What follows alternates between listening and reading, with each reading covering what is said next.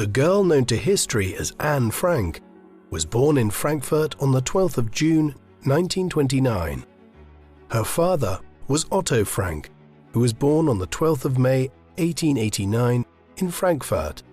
After studying economics at the University of Heidelberg, Otto Frank served as a lieutenant in the Imperial German Army Reserves, seeing action at the Battle of the Somme and the Battle of Cambrai. Anne Frank's mother was Edith, née Hollander, from Aachen in Germany. Edith was the daughter of a successful businessman, Abraham, in whose firm she had worked on and off after leaving school.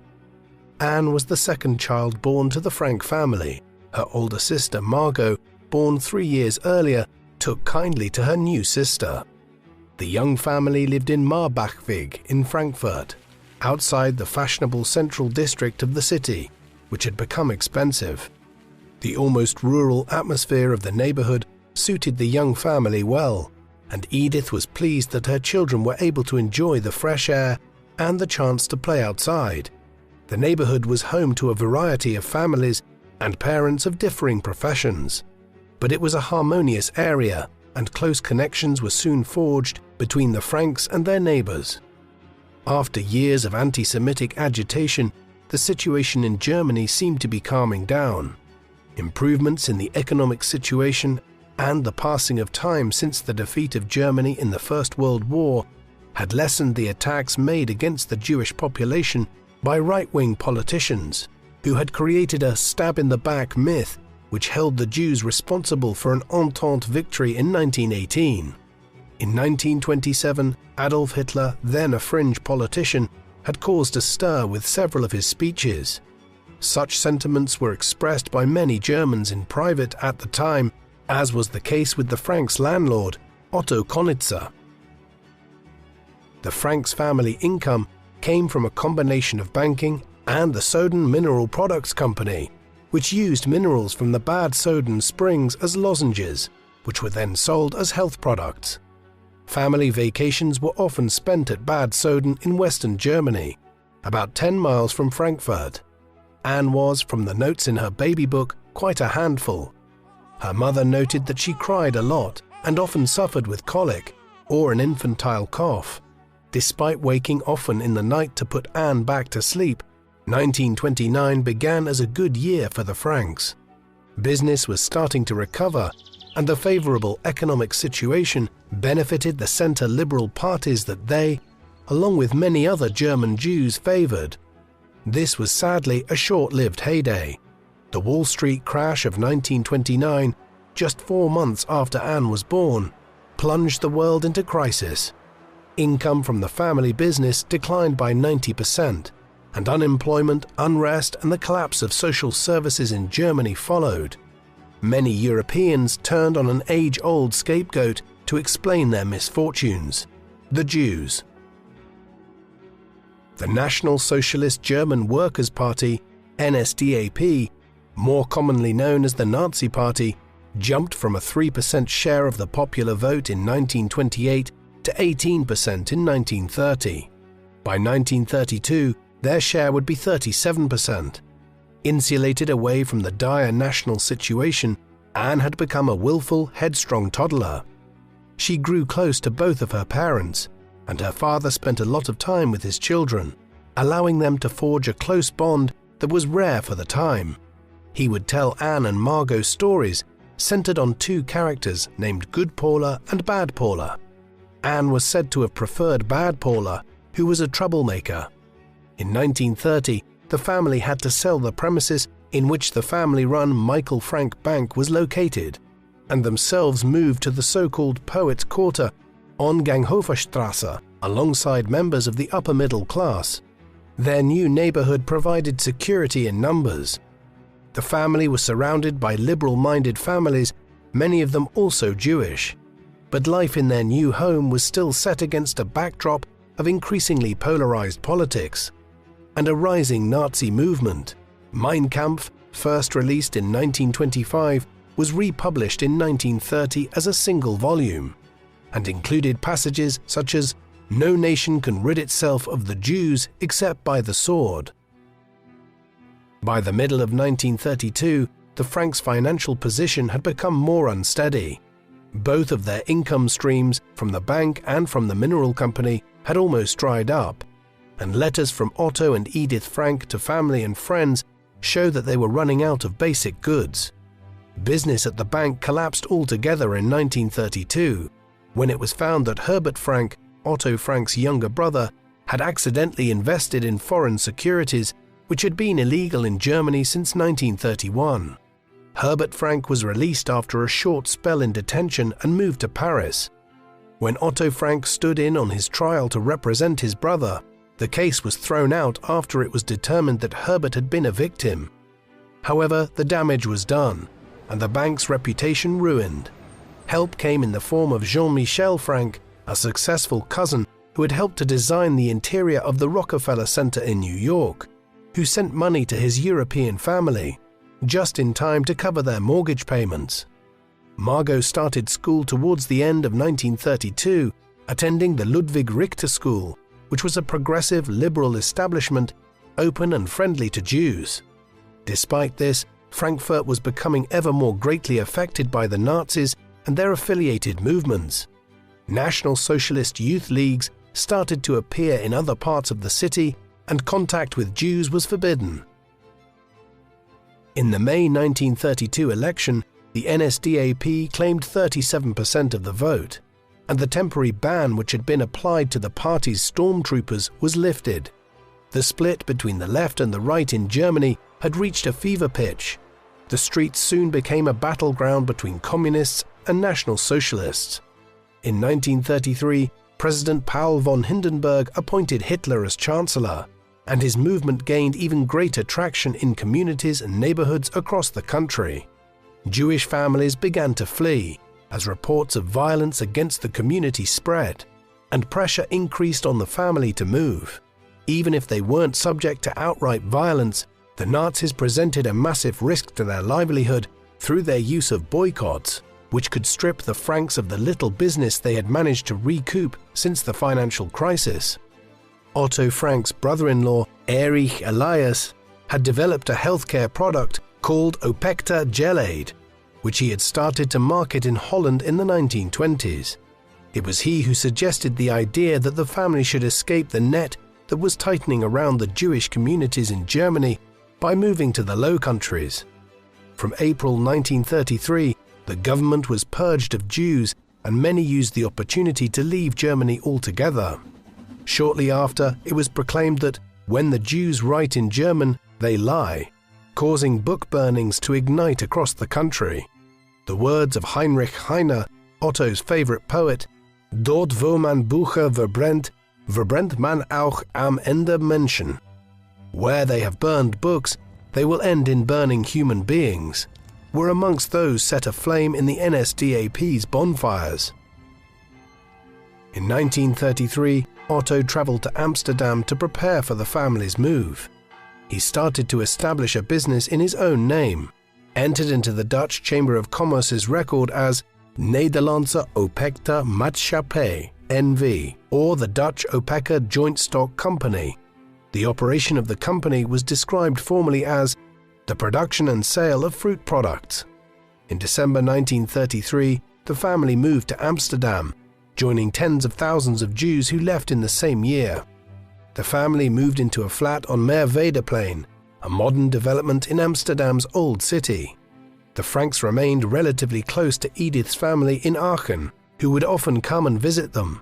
It was reported in her baby book that Anne loved her uncle Julius and was delighted whenever he entered the room.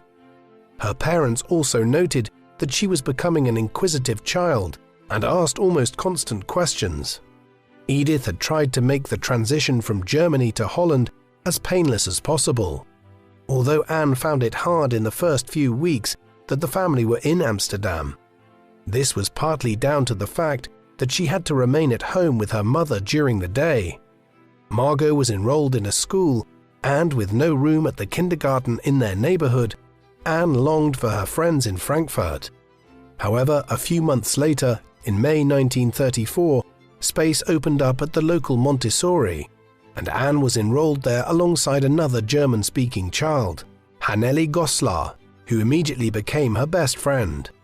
A third friend, named Suzanne Lederman, joined Anne and Hennelly, forming a tight trio of friends. The family home was now 37 Merwiedeplein, the number indicating that the home was an apartment in a larger building. The Franks lived in what was the larger building on a square, which bordered a central plaza, where children would play in the evening once they had returned home from school. The river quarter of Amsterdam had become a center for Jewish émigrés, many of them from Germany, and around 1/3 of the population were Jewish by the end of the 1930s. This influx of Germans led to a cultural shift in the neighborhood. Bus conductors, shopkeepers, and newspaper boys spoke primarily in German, and some nationalist reaction was felt from Dutch communities who objected to this. The Franks had a period of adjustment to this new neighborhood too. Whilst they were Jewish, they did not practice the faith as devoutly as some of their new neighbors, such as the Lederman family. Indeed, Otto himself had not undergone a bar mitzvah. Learning the language was tricky for many German families who had moved to Amsterdam, as, although similar, adults and children alike had to learn new meanings for words they had formerly used for entirely different definitions at home. Gekocht meaning bought, rather than cooked in Dutch, for example, alongside starting new jobs, new school places, and friendship groups. Anne was soon enrolled in the local Montessori school, which matched her personality well. She loved the freedom that was afforded to her, and her teacher, Jan van Helder, nurtured the children by giving them the liberty to make their own decisions and learn in their own way. The same liberty reigned at the family home. Edith Frank encouraged her children to bring back friends and playmates for dinner, and they soon gained a reputation as a warm and hospitable family. Otto Frank remained a favorite amongst the neighborhood children. His ability to laugh, joke, and make up stories delighted the children who came to visit, and he made a point of spending as much time as he could with his children, who adored him. Edith, however, struggled with her new life in Amsterdam. She was often alone for a great part of the day and struggled to learn the language. She also missed Germany and her former home. Whereas the girls barely seemed to remember Frankfurt, she remained devoted to her children, who were her main source of enjoyment. By this time, the law in Germany had undergone a radical change, prohibiting Jews and non-Jews from marrying one another. The Jewish professionals were generally limited to serving only Jewish clients. Jews were presented as a parasitic threat to German society, and Germans who had once considered their Jewish peers as neighbors, friends, and colleagues were led to be increasingly hateful of them. Often, friends of the Franks in Germany were unable to visit. Some had family commitments, ill relatives and children, but many others were concerned at the repercussions they could face as those who openly consorted with Jews, even if they did so abroad. Still, they often exchanged gifts and wrote letters. Anne had developed a forthright, playful, and energetic disposition, often dominating the conversation in her close friendship groups, and never afraid to speak her mind. By 1938, tensions between Germany and the European Jewish community had reached a new height. The assassination of German diplomat Ernst vom Rath had created a new series of tensions which threatened wider violence. Indeed, the SA were planning to use public anger at this event as the basis for a renewed pogrom.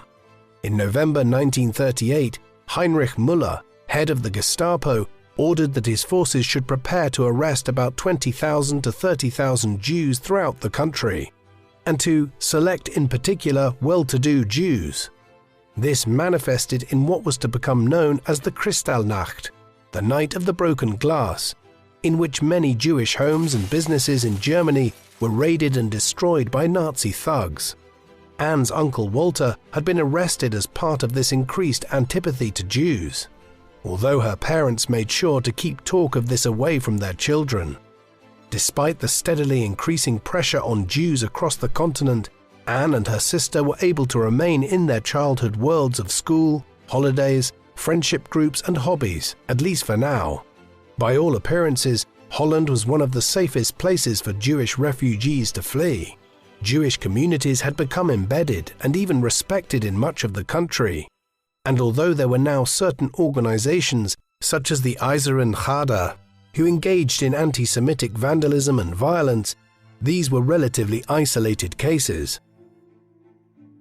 By the 30th of January 1939, Hitler's rhetoric was pointing directly to the future genocide of Europe's Jews at the hands of the Nazis. Jews remaining in Germany had a renewed sense of urgency to leave, and Julius Hollander, Edith's brother, applied to leave Germany for America as quickly as possible.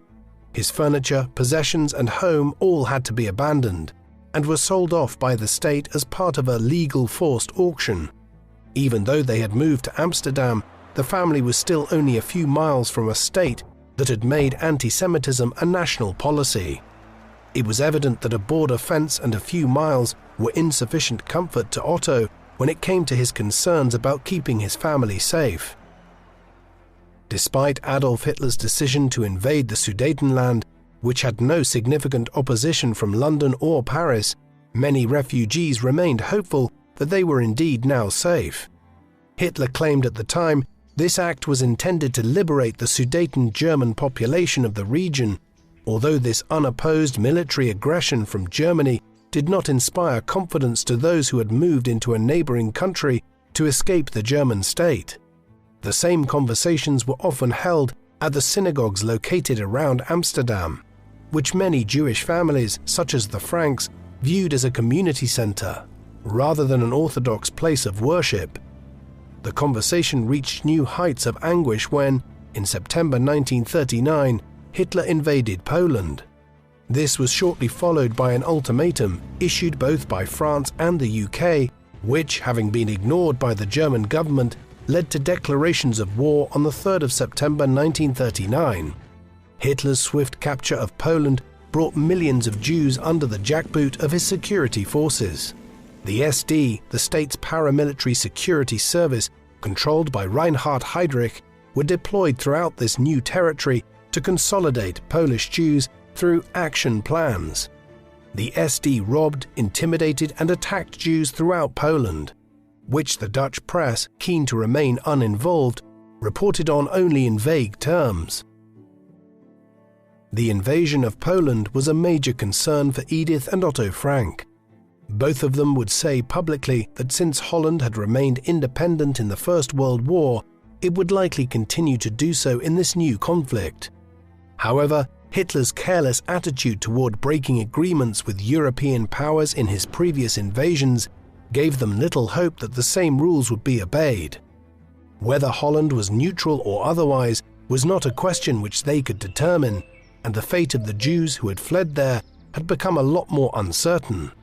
These concerns tormented Edith and Otto, as well as their neighbors and friends. In private, however, they always ensured that such discussion and fear did not creep into the lives of their children, whom they attempted to shield as much as possible. Holland itself was invaded by the Nazis on the 10th of May 1940. With the events of 1939 and the widespread invasions which had taken place by the German regime, it seems obvious in retrospect that Holland would appear on the list of targets. This is not as straightforward as one might think. 29 times there had been a false alarm about a German invasion of Holland, and some had become convinced that the region was safe. The 10th of May dawned with great confusion. Dutch citizens awoke to the sound of what appeared to be a distant thunderstorm, and soon heard confused reports about troops crossing the border. Others saw aircraft in the sky, unsure of whether they were British or German. The Queen of the Netherlands soon appeared to give a speech in which she encouraged calm, which had little effect. Parents were faced with the immediate questions of the day. Should their children go to school or remain at home? Should mothers and fathers flock to stores to stock up on supplies before it was too late? Should one of the parents head off to work? Otto decided that he would go into the office, all the while stemming the great fear that must have flooded him. The sun shone bright and warm in Amsterdam. As the phone lines went dead, the people started storming shops. The air was soon punctuated by air raid sirens. At 8 p.m, a curfew was ordered and people were ushered back into their homes. In their living rooms, the thoughts of some people turned to their neighbors. Who would support the new regime once it gained power? Would anyone else flee? Decisions about what to do next, who to trust and where to run, flooded through the minds of many, all the while set against a backdrop of a continued rumble, which grew louder and louder with every hour that passed. Very few of those who tried succeeded in leaving the country. They were turned back from the border checkpoints, and many arrived at ports to find that the few ships still moored there were already full of refugees. On the 14th of May, it was announced that Holland would surrender. The army had fought bravely, but it stood no chance against the battle-hardened forces of the Third Reich. The agreement to surrender was signed the following day, and after only 5 days, the war was over. The immediate reaction from the Jewish population was a small, tentative sigh of relief. There were no pogroms, much unlike the stories which had come out of Poland. Maybe it wasn't as bad as people had been saying. Soon, however, books by Jewish authors were removed from schools, and the sight of German soldiers soon became commonplace. Anne had been scared during the invasion, but had soon calmed with the end of violence. She joined her classmates in damning the Germans. She had missed her birthday because of the invasion, and her family would not be able to holiday in Switzerland. But beyond these childish concerns, she remained largely unaffected at the immediate outset of the occupation. Otto and Edith remained privately very concerned. They knew that travel outside of the country had become almost impossible, and their fate to be determined by a new hostile state. Anne's parents decided to make the best of the situation they were now in. Indeed, things were not all lost. The family business was performing better than ever, in some part due to the German Wehrmacht itself, which was a large customer of a firm with whom Otto worked closely, although no record remains which shows any direct dealing between Otto himself and the Wehrmacht. This income allowed his firm to move office from their rental at 400 Singel to a new location on the canal, just 50 yards from the Westerkerk, the biggest and most important Protestant church in Amsterdam. Anne's letters from this time indicate that she was still very much concerned about matters unrelated to the government, such as ice skating, her friends, and school. Life for her parents also remained largely unchanged, although relatively small restrictive measures had come into place. For instance, it had become illegal to listen to international broadcasts from outside the Reich on the radio. On July 16, 1940, the Germans undertook their first action against Dutch Jews. This centered on the prohibition of Jewish religious practices, namely those related to slaughtering animals. Many Jews took little notice of the change. They were willing to become vegetarian, and given the sort of stories that people had heard from Jews in Poland, this was hardly the worst the Nazis could do. In August, it was decreed that all Jews who had emigrated to Holland since 1933 had to register with an office for resident foreigners. Otto registered the Franks as German Jews. Many began to count themselves lucky, thinking that they had escaped the worst. The next decree, issued in late October 1940, commanded that Jewish businesses be registered with a Bureau of Economic Investigation. Otto had already made provision for this, although he started to see that the pressure on Jews in Amsterdam was starting to ramp up. Despite these pressures, Otto remained a stable, committed, and reliable employer, ensuring that his workers had a steady income, and he was soon regarded with great respect by many in the community. He complied with the demands made of Jews in the Netherlands, and he handed the Bureau of Economic Investigation his details. At that stage, he owned 100% of Opekta and 20% of the firm Pectacon, of which he soon issued 80% to his non-Jewish attorney, meaning that he did not have to register it with the authorities. In February 1941, a series of strikes were called in Amsterdam in response to the ill treatment of Jewish civilians. Communist Party leaflets referred to Jews being plucked from the streets and transported to unknown locations, as well as to the intimidation of Jewish families. The subsequent appeal from the communists worked. Thousands of people in Amsterdam went on strike on the 25th of February in protest of these events. and many cafes, shops, shipyards and transport systems ground to a halt. On January the 10th, it had been announced that all Jews had to register with the government, not just those who had come to Holland as immigrants. The German occupiers registered 160,820 people, including 140,552 Jews, 14,549 half-Jews, and 5,719 quarter Jews. Another decree was issued at the start of 1941, which banned Jews from attending cinemas. This caused offense and anger from the Jewish community, but many continued to count themselves lucky that the decree was not more harmful. Anne was nonetheless greatly upset at not being able to watch movies at the theatre, which her parents remedied by setting up a projector with a bedsheet in their living room. February saw 2 raids performed by the Nazis and the NSB in the Jewish quarter of the city, killing one man after running him over with a truck and dragging him along the ground. Soon the entire quarter was cordoned off, and 100,000 Dutchmen proclaimed their support for the NSB. A further 20,000 or so proclaimed their membership of the SS divisions, which operated in Holland, and swore their oaths of loyalty to Adolf Hitler. The situation had suddenly become more desperate, and the lists the Nazis had made of Jews in Holland were used to undertake targeted attacks. On the 16th of February, it was Margot Frank's birthday, which the family celebrated more lavishly than ever. Between February the 9th and February the 11th, 1941, the so-called Cocoa Affair took place, when Jewish patrons of the Cocoa ice cream parlor, frustrated by constant menacing from the NSB, threw ammonia at a German police division who entered the store, mistaking them for regular Dutch henchmen. These events gave the regime just the opportunity they had been looking for. The government claimed that their police brigade had been attacked by a heavily armed group of insurgent Jews, and the owner of the parlor, Ernst Kahn, was executed. On the 22nd, the civil police stormed the main square of the Jewish quarter and attacked every man they saw, pulling them from their bicycles and arresting over 400 people. The Communist Party again tried to organize a general strike to protest these events, but the SS responded with violence, cracking down on any assemblies they saw. In Amsterdam, 7 were killed and 76 wounded while attending strikes. After this initial run of violence, things calmed down. The spring passed without any major incidents, although Otto Frank was subject to extortion from a member of the NSB. He later reported that the man who extorted him, Tony Ahlers, returned only once or twice more, and he paid him no more than 5 or 10 guilders. He did not tell his wife of these visits.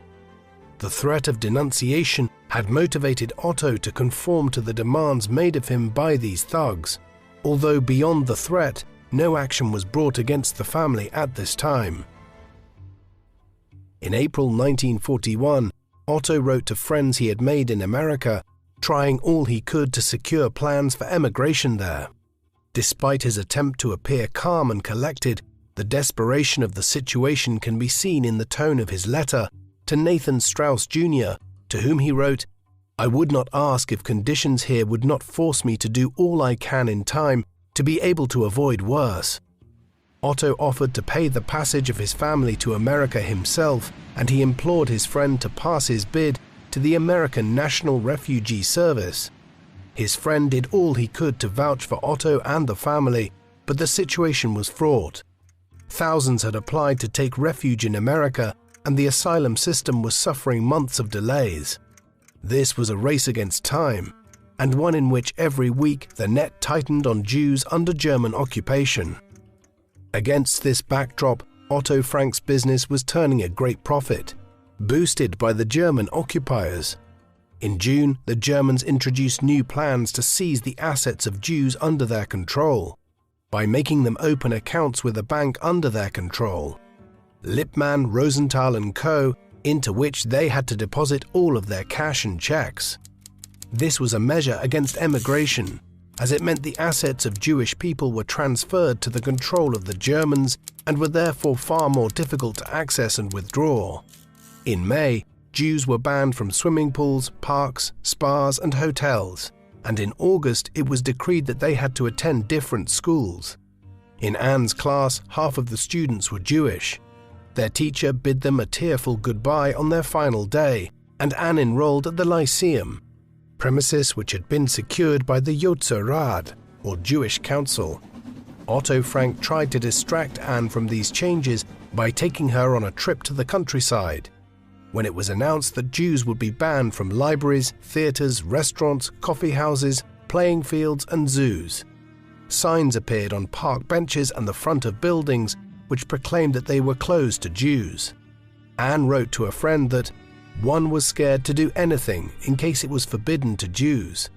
All this time, Otto remained in close contact with Strauss and the National Refugee Service, writing now about his fears of full-fledged ghettoization of the Jews in Amsterdam. Anne's new school was quite different to the Montessori she was used to. The Lyceum was stricter, although she was able to sit next to her friend Haneli Goslar. She would later write that, "This was the school where I was to have so much fun and learn such a lot." External conditions had made for a strong school community, and teachers were especially warm and caring to their students. Parents were keen for their children to spend time with one another, and in a country so closed off to Jews, the community of Jewish families at the Lyceum was a solace. Margot Frank also took to the school and found it easier to succeed in lessons. Otto Frank noted that both of his children had come into their own and seemed happier and more at home now than ever before. In late April 1942, the SS commander in Holland ordered that all Jewish citizens sew on and wear a yellow star, on which was printed the word Yod. The decree was issued that all Jews over the age of 6 had to wear the star to be identified. If a person was found without the star affixed to their outer layer of clothing, they were liable for a heavy fine. The SS had hoped that this measure would further ostracize the Jewish community in Holland, although the reaction was far more nuanced. Many Dutch people treated those wearing stars with greater care and affection, whilst others, mainly students, sewed similar stars onto their clothing in solidarity with their Jewish neighbors. On the 12th of June 1942, Anne Frank celebrated her birthday. One of her presents was a smart notebook, an autograph book, in red and green checkered cloth. 2 days later, she entered the first passage into her new diary, writing, "The first present to greet me was you, possibly the nicest of all." Jews had been banned from using public transport a few days earlier, and so Anne and Margot walked to school that day, carrying some birthday cookies she had baked, which she intended to share with her classmates. The next couple of weeks saw Anne and Margot forced to study in preparation for their end-of-year exams, although Anne was becoming more and more distracted by boys and the writing of Sissy van Marksveld. Whilst Anne and Margot spent time with their friends on the way to and from school, their parents became ever more socially isolated. Non-Jews were not permitted to visit their Jewish friends, and adults were increasingly concerned about their safety. A nighttime curfew had been announced against Jews, and groups meeting in the evening risked arousing the suspicion of the regime. On Friday, June the 26th, the SS summoned the Jewish Council in Amsterdam to inform them that all Jews aged between 16 and 40 were to be sent in supervised contingents to work in Germany as part of a forced labor program. The council was asked how many Jews it could process and send to Germany per day. They replied between 350 and 375. Otto Frank wrote a letter to his family in Basel on the 4th of July, saying, "Don't worry, even if you don't hear too much from us." He went on to write about Anne's school grades, she had passed all of her subjects, and about what the family had planned for the summer holidays. Anne herself was delighted. She had even passed algebra, her most hated subject, and had a long summer break ahead of her. On the 5th of July, a letter arrived at the Frank household from the Central Office for Jewish Emigration. Edith Frank was disconsolate. The order for Otto to travel to Germany for his forced labor had arrived. She opened the letter and was shocked to see that it was Margot, not Otto, to whom the summons was addressed. Edith, when asked by Margot what the letter was about, told her that Otto had been summoned, but that he would not go under any circumstances. Otto was out but returned home at 5 p.m. He, like Edith, remained remarkably calm. The girls were told that, in order to protect their father, the family would be going into hiding, and that they should pack their school bags with all of the things that they needed. Otto Frank tried to think of places that the family could go. The annex at his office at 263 Prinsengracht would be usable, though it meant he would have to place a great deal of trust in his employees to keep them safe. He asked his friend, Miep Gies, if she would take responsibility for the family whilst they were in hiding, meaning that she would be responsible for sourcing food, supplies and other materials for the family. This was a massive personal risk, but Miep did not hesitate to agree. From the 5th of July, 350 Jews a day were called up for labor service in Germany. Some went into hiding, others reported for duty for fear of being persecuted. Many asked for any sort of postponement they could. Employers wrote letters proclaiming that those who had been called up were indispensable to the organization, and others pointed to their past military service or tried not to get on a deportation list to Palestine. The police became frustrated at these protests and delays and went into the Jewish quarter to forcibly arrest Jewish citizens, capturing 700 people. The first trains transporting Jews out of Holland started up at the end of the month. 3 days after the family started their life in hiding in the annex at Prinsengracht 263, Anne wrote her first entry in her diary from her new home. Anne wrote, "I can write all the names and everything openly in my diary now. Mr. Kleiman and Miep, and also Beb Foskowl, have helped us so much. We have already had rhubarb, strawberries and cherries, and I don't think we'll be bored here just yet." So much had changed in such a short period of time. Just hours before, she had been sunbathing and laughing with her friends. Now she had to stay away from windows and keep inside, confined to a small space with no idea of when she would be allowed outside again. Her friends had no idea where she was, and she was not able to tell them. From Monday, the 6th of July 1942, her term of imprisonment had started. Margot and Edith collapsed after their family moved into the annex. They found it difficult to know what to do and fell into a stupor. Anne and Otto responded to the situation by trying to make themselves as busy as possible. Unpacking their belongings, covering the windows, and making the rooms habitable were the main tasks they faced. And the two worked for hours on their new home. Trying to make her feel more at home, Otto encouraged Anne to paste pictures of her favorite celebrities on the wall next to her bed, which she did. She had photos of the British and Dutch royal families, Greta Garbo and Ginger Rogers, many of them cut out of the Dutch women's magazine Libelle. Otto was worried that the family would wallow in their situation, leading him to encourage the others to adopt a new routine. The family had to move on tiptoe for most of the day, as below their annex the warehouse workers had begun their shifts. Bep Foskowl's father had been let in on the secret of the family's whereabouts as the warehouse foreman, but none of the others knew that the Franks were living just above them. On the 13th of July 1942, 1 week after the Frank family moved in, another joined them, the Van Pels.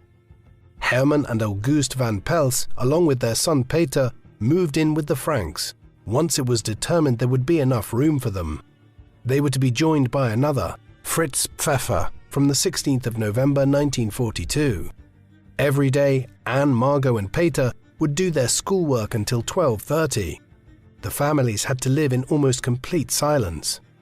At 12:30, the warehouse workers went on their lunch break, giving the family some reprieve. They could, for a short while, make a little more noise, and even use the proper toilet downstairs, as opposed to the communal bucket, which was their only alternative. The few outside who knew of the annex, Bep, Jan Gies, Miep, Victor Kugler, now the official director of OPECTA, and Johannes Kleiman, would visit the families, bringing newspapers and any information they had gathered since the previous meeting. The visitors never stayed for more than an hour a day and had to leave in time to not be missed at their own offices. Once the warehouse workers had gone home, those in the annex could enter other parts of the office. The family would listen to the BBC and Radio Oranje for any news about advances against the Germans, and Otto would scour through the company files to see what his firm was doing, and to make sure that they were on the right track. Of her new life, Anne wrote, "If I just think of how we live here, I usually come to the conclusion that it is a paradise compared with how other Jews who are not in hiding must be living." At least 20,000 other Jews had gone into hiding in similar conditions in Holland alone, many of whom had splintered, parents entrusting their children to the care of resistance groups. Jan and Miep Gies were instrumental in keeping the Franks alive. They would procure ration cards on behalf of the family, obtain food and supplies, and operate at great personal risk to keep the family fed. In a country where food was rationed and in short supply for those living as normal, for people in hiding, the problem was exacerbated significantly. However, Jan and Miep made sure food got to the family, and Anne even wrote in her diary about gaining weight. The emotional pressure of isolation took a toll on Anne and her family. Much of this is recounted in her diary, in which several entries describe her sadness. "I can't refrain from telling you that lately I have begun to feel deserted. I am surrounded by too great a void," read one entry, with another describing how she was "feeling like a songbird who has had his wings clipped and who is hurling himself in utter darkness against the bars of his cage." From September 1942, Anne treated her diary entries like letters, addressing another person, often characters from Sissy van Markveldt's Joop ter Heul series. During the time she lived in the annex, Anne wrote a lot about her life and experiences, giving us an insight into her thoughts and feelings before her family went into hiding. Once Fritz Pfeiffer moved in November 1942, Anne had to share a bedroom with him rather than her sister Margot. Fritz was a middle-aged dentist, and the 13-year-old Anne felt her privacy was being invaded. He would share his worries about his fiancée and children with her. Conversation which Anne, already deeply depressed at her own situation, found hard to empathize with. Other family ties were strained in the annex, given the proximity of those living there. Anne found it hard to get on with her mother, who grew closer to Margot, whilst she herself found solace in her father. She would write in her diary that her father has become very tolerant, for he too sees Mummy's faults. In the original version of Anne's diary, she shrewdly identifies that her father and her mother obviously got on with one another, but that she doubted that her father returned the love her mother had for him. Anne hoped for the coming of the Allied invasion along with the rest of her family, and wrote of her belief that an invasion was imminent 12 times in her diary. The family lived out their days largely in fear. Every time fuses shorted, or there was a loud sound from outside, a jolt of fear spread through the household, and visions of being uncovered and dragged from the annex filled the minds of all present. By the autumn of 1942, the whole family were aware of what was happening to the Jews. They were not, as the government claimed, being transported back to Germany, but all the way to Poland. The Gestapo were rounding up not just young men, but children, pregnant women, and the elderly. In October 1944, Anne wrote, "These people are treated by the Gestapo without a shred of decency, being loaded into cattle trucks and sent to Westerbork, the big Jewish camp in Drenthe.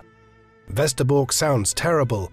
If it is as bad as this in Holland, whatever will it be like in the distant and barbarous regions they are sent to?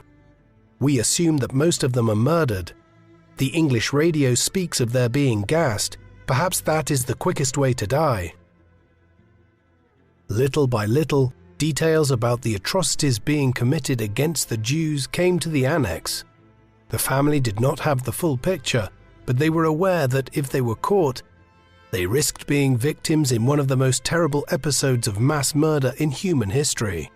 Such were the risks that the family were unable to seek medical advice whenever they were ill. Any illnesses or injuries they sustained had to be dealt with on their own, and in total secrecy and silence. The family always had their bags packed for an emergency departure, and it was hard to keep believing that they would one day be liberated. Neighbors, former colleagues, friends, all of them were now threats. Anyone could give them away.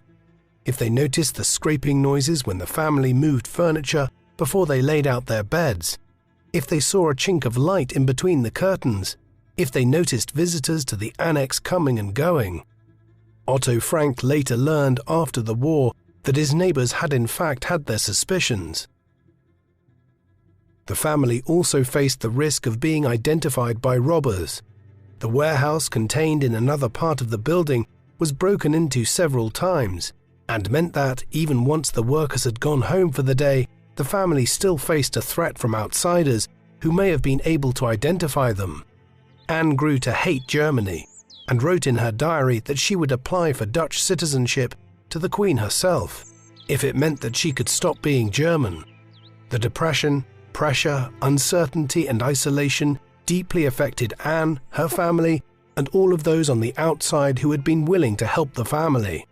Mentioning the annex to anyone outside the core inner circle risked being discovered, and those who provided food, news and aid to the annex's inmates were racked with nerves. The importance of these helpers was brought into sharp relief when, in January 1944, Miep and Jan Gies came down with severe stomach problems, and the family went without fresh food for several days. The Franks lived a fundamentally risky existence during their time in the annex, and signs of their concealment were difficult to hide. Workers in the warehouse commented to one another about the large quantities of milk which were being delivered, leading some, like Willem van Maren and Lambert Hartog, to believe that Jews were being harbored in the building. The cleaning lady, Lena Hartog, also voiced her belief that Jews were hiding in the building. The rumor spread around the warehouse, and to those who knew about the annex, it was obvious the net was closing in fast. On the morning of the 4th of August 1944, Karl Josef Silberbauer, a Gestapo officer, accompanied by Dutch henchmen, raided 263 Prinsengracht. It was never definitively discovered who called in the secret police on the Franks. The Gestapo found the annex and those who were hidden there. The Franks were arrested and transported to Westerbork camp. After 25 months of confinement in the annex, some aspects of their new environment were a welcome change. Fresh air, daylight, the chance to see and talk to strangers, to Anne it felt like some bizarre liberation. The men, Otto Frank, Johannes Kleiman, Victor Kluger, Fritz Pfeiffer and Herman van Pels were all interrogated by the police in South Amsterdam. The family had some hope. The Allies had by this time invaded and established a firm foothold in Europe after the D-Day landings, and they surely couldn't be far from the front line. There was hope of liberation, and the belief that they may just be in time for salvation. Otto Frank recalled how Anne gazed out of the train window on the way to Westerbork, the blue sky, the green fields, and the circling skylarks. Westerbork was a transit camp, holding some 16,000 people. Conditions were, for such an establishment, relatively normal. Children were organized as part of a youth group and attended a school. The women and children in the family were separated, and Otto joined the legions of male inmates who labored from 5 in the morning every day. Anne, Margot and Edith were tasked with taking batteries apart, coughing from the ammonium chloride they inhaled as part of this work. On the 25th of August, news reached the camp that the American armies had reached Paris. Liberation was surely only days away. The news flashed around the camp in a matter of hours. On the 2nd of September, the Franks were called forward to board a train. They departed Westerbork the following day, riding in cattle cars without windows and no space for sitting down. 70 people were crammed into a single car, which had 2 buckets, one empty and one filled with water. Inside it was pitch black and hard to breathe. 3 nights passed in these conditions, after which the train ground to its last stop, Auschwitz. Those departing from the train were separated into 2 groups. After a speedy examination, the young and healthy went to the right, the infirm and elderly to the left.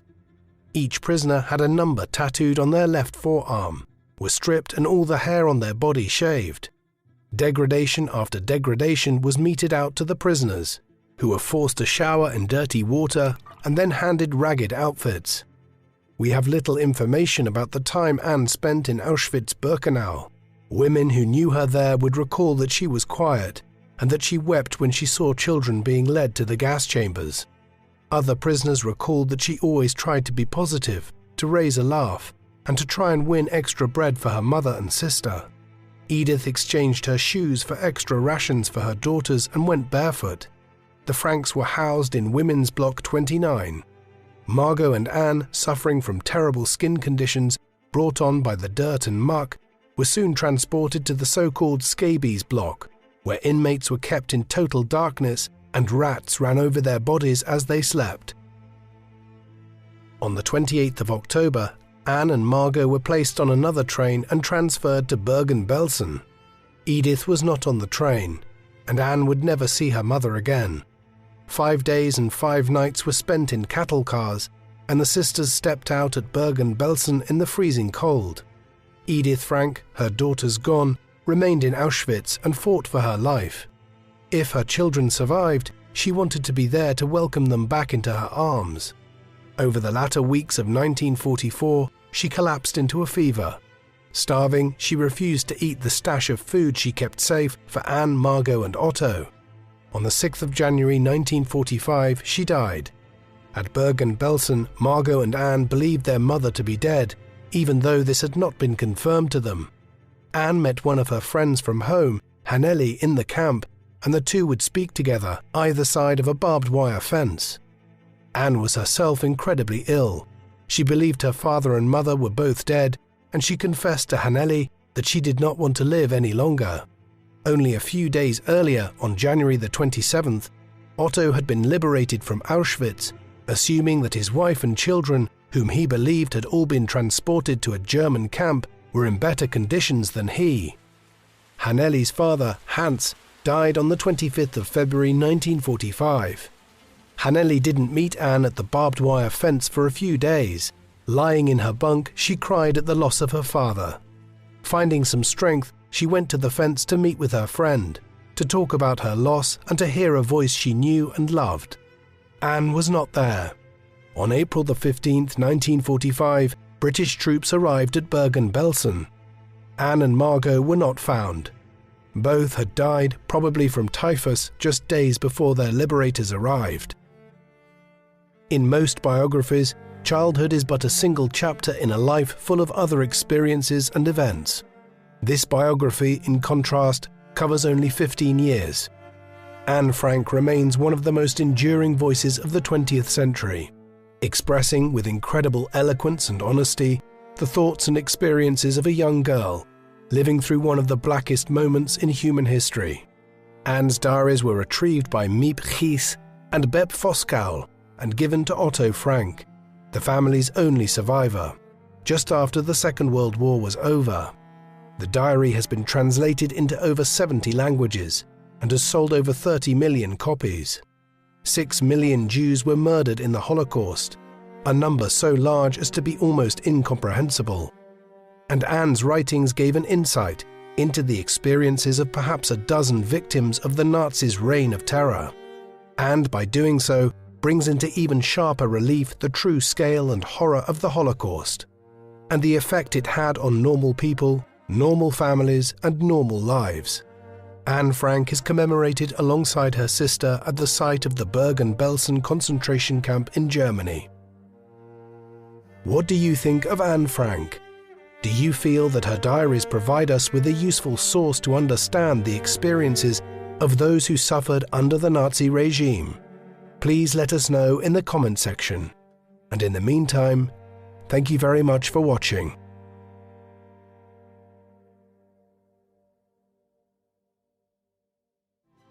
Thank you for watching People Profiles Documentaries.